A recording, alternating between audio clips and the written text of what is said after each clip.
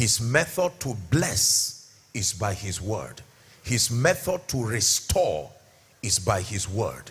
His method to empower is by his word. His method to anoint, even though by the Spirit, it is still by his word.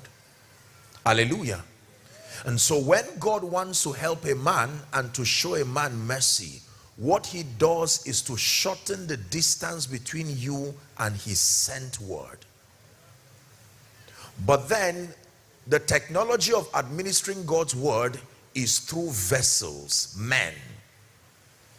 So every time God sends a man to you, he has sent to you the capacity to receive his word. It is a real attack on a believer if you do not have access to the word of God, nor access to those who understand the word. When God really wants to help a man, he doesn't give him money.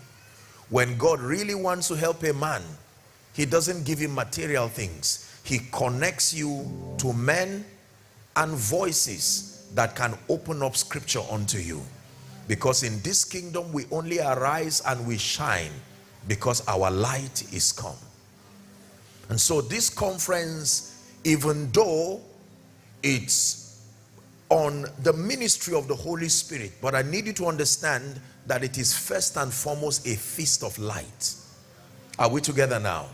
Yes, that you encounter the word that builds your spiritual understanding.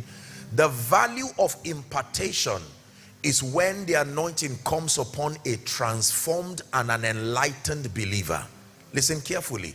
The value of the anointing, the value of impartation, is when that impartation comes upon a believer who is not just saved, a believer who is enlightened and transformed. When a believer who is not transformed is anointed, it is the same thing as pouring oil in a basket. What retains the power of God is the wisdom of God. Listen carefully. What retains the power of God is the wisdom of